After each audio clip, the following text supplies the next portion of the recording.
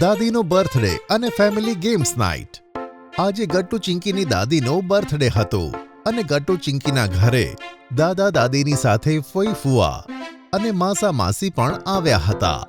આજે આખા કુટુંબનો એક સાથે ડિનર કરવાનો પ્લાન હતો અને તેથી મમ્મી, ફોઈ અને માસી કિચનમાં ખાવાનું બનાવતા હતા અને બાકીના લિવિંગ રૂમમાં બેઠા વાતો કરતા હતા. જીજાજી, લાગે છે ખાવાનું બની ગયું. જુઓ ને, કેટલી સરસ સુગંધ આવે છે. હા, પણ આપણે હવે કિચનમાં જવું જોઈએ અને ખાવાનું રાખવામાં તેમની મદદ કરવી જોઈએ. એકદમ સાચું કહ્યું. જાઓ, તમે ત્રણે જઈને તેની મદદ કરો. અને ગટ્ટુ ચિંકી, તમે અહીં આવો, મારી પાસે આવીને બેસો. ઓકે દાદી. બધા મળીને ડાઇનિંગ ટેબલ પર ખાવાનું લગાવે છે અને પછી એક સાથે મળીને ખાય છે. પણ ત્યાં જ ગટ્ટુ જુએ છે કે દાદીમાની આંખોમાં આંસુ છે. શું થયું દાદીમાં? તમે કેમ રડો છો? ગટ્ટુની વાત સાંભળી બધા દાદી તરફ જોવા માંડે છે અને દાદી ખરેખર રડતા હતા. શું થયું માં? તમે રડો છો કેમ? કાંઈ નહીં બાળકો, આજે આટલા સમય પછી તમને બધાને ભેગા જોઈને મને ખૂબ આનંદ થયો. હા, તો ફક્ત આનંદના આંસુ છે. આ સાંભળી બધા હેરાન થઈ જાય છે. અરે મમ્મી, તેમાં રોવા જેવું શું છે? અમે બધા તો તમારી સાથે જ છીએ ને.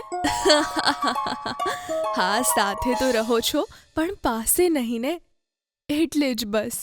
અને બેટા, ખાવાનું ખૂબ જ સરસ બન્યું છે હો મારા બાળકો. બધા પાછા ખાવાનું ખાવા લાગે છે, પણ ગટ્ટુ ચિંકીના મગજમાં આઈડિયા આવે છે. ખાધા પછી બંને જણા જલ્દીથી પોતાના રૂમમાં જતા રહે છે. અરે, આ ગટ્ટુ ચિંકી તેમના રૂમમાં કેમ જતા રહ્યા? શું થયું તેમને?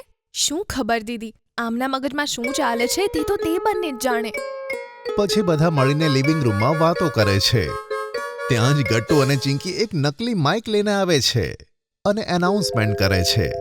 સાંભળો સાંભળો સાંભળો, મારા પ્રિય ફેમિલી મેમ્બર્સ, મારી પાસે તમારી માટે એક બિગ અનાઉન્સમેન્ટ છે. આ સાંભળી બધા ચોંકી જાય છે. બાળકો, શું અનાઉન્સમેન્ટ? ફેમિલી ગેમ્સ નાઇટની અનાઉન્સમેન્ટ. શું?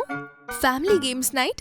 સાંભળવામાં તો તે ખૂબ મજેદાર લાગે છે. હા બાળકો, આ તો બહુ સરસ આઈડિયા છે.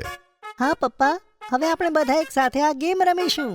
હું, ચિંકી, ફોઈ ફુવા, માસા માસી, તમે અને મમ્મી પણ. ત્યાં સુધી કે દાદી, તમારે પણ આજે આ ગેમ રમવી પડશે. હા દાદી, આ પ્લાન અમે ખાસ તમારા માટે બનાવ્યો છે, જેથી તમને આ જન્મદિવસ હંમેશા માટે યાદ રહે. ઠીક છે બાળકો, હું પણ જરૂર ગેમ્સ રમીશ. પણ આ ગેમ્સ કેવી હોય છે? હમણાં કહું દાદી. ચિંકી માઇક પકડે છે અને ફરીથી અનાઉન્સમેન્ટ કરતા બધાને કહે છે કે સો લેડીઝ એન્ડ જેન્ટલમેન, આજે અમારા પ્રિય દાદીનો જન્મદિવસ છે અને સૌથી પહેલા આપણે રમીશું. ના ચિંકી બેટા, ઊભી રહે. આજે મારો જન્મદિવસ છે ને, તો સૌથી પહેલી ગેમ હું રમીશ. આ સાંભળી બધા હેરાન થઈ જાય છે. તો હવે સૌથી પહેલા હું તમારી લોકોની ટીમ બનાવીશ. ઓકે દાદી.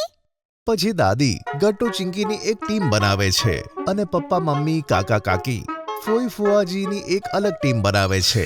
તે બધાની સામે ટેબલ પર એક પ્લેટ મૂકે છે જેમાં ચોકલેટ્સ હતી અને તેમની સામે બલૂન્સ પણ મૂકે છે. જો બાળકો, તમારે લોકોએ આ બલૂન્સને નીચે પડવાથી રોકવાનું છે અને આ ચોકલેટ્સ પણ તમારે ખતમ કરવાની રહેશે. જે સૌથી પહેલા બધી ચોકલેટ્સ ખતમ કરશે તે વિનર. દાદી, આ તો ખૂબ જ યમ્મી ગેમ છે. ગટ્ટુની વાત સાંભળી બધા હસી પડે છે અને સૌથી પહેલા મમ્મી પપ્પા આવે છે. મમ્મી અને પપ્પા બલૂનને હવામાં ઉડાવી દે છે અને જલ્દી એક એક ચોકલેટ મોઢામાં મૂકે છે. અરે, તમે તમારો બલૂન જુઓ ને, નીચે ના પડી જાય.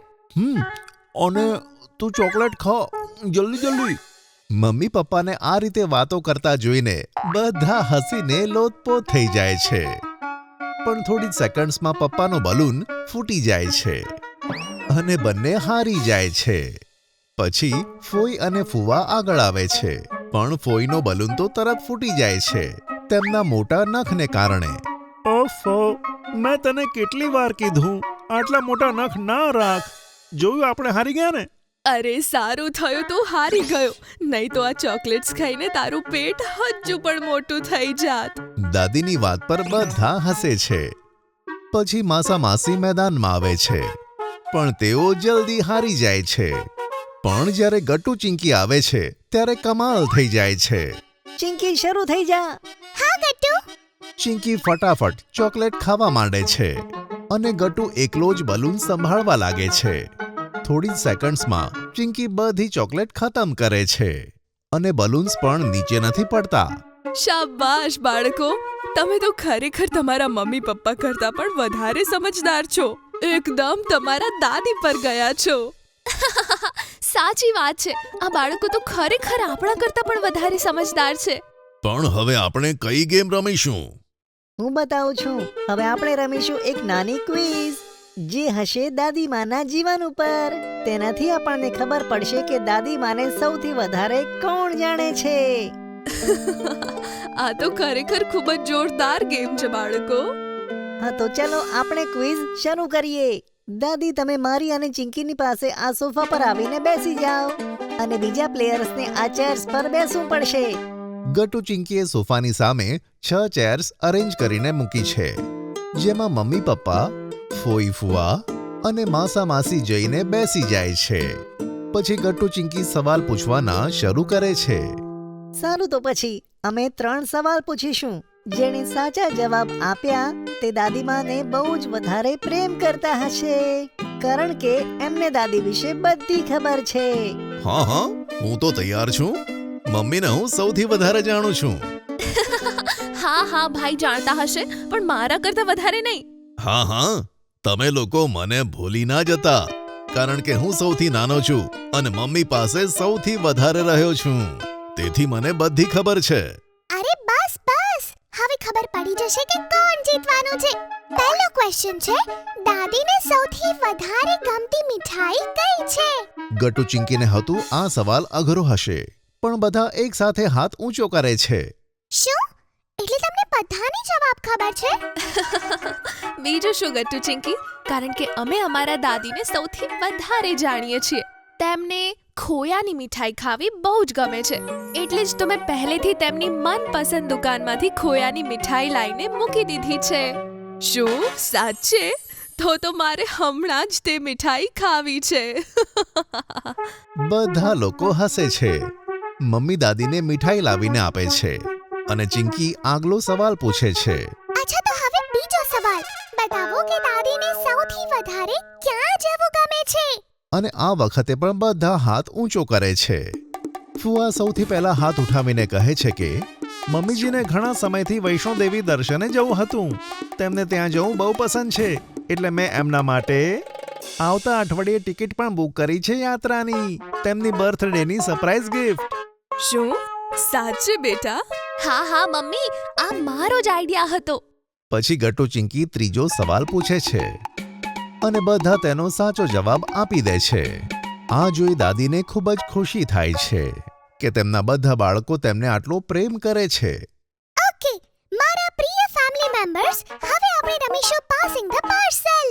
જેની પાસે પાર્સલ આવીને ઊભું રહેશે તેણે અમે બતાવેલો ટાસ્ક કરવો પડશે. આ તો હજુ વધારે મજેદાર છે. ગટ્ટુ ચિંકી બધાને સર્કલમાં બેસાડી દે છે. એક કુશનને પાર્સલ બનાવી એક પછી એક બધાને પાસ ઓન કરે છે. મ્યુઝિક ઓન થાય છે. અચાનક ચિંકી મ્યુઝિક ઓફ કરી દે છે. પપ્પાના હાથમાં પાર્સલ હતું. તો હવે મારે શું કરવું પડશે ગટ્ટુ ચિંકી? પપ્પા, તમારે ક્લાસિકલ ડાન્સ કરીને બતાવવું પડશે, તે પણ હિપ હોપ સોંગ પર. આ સાંભળી પપ્પા ચોંકી જાય છે અને બધા હસવા લાગે છે. ગટ્ટુ હિપ હોપ મ્યુઝિક લગાવી દે છે. શું? અરે પણ એમાં હું શું કરું? અરે, આ ગાવામાં ક્લાસિકલ ડાન્સ કેવી રીતે કરું? સારું, આલો.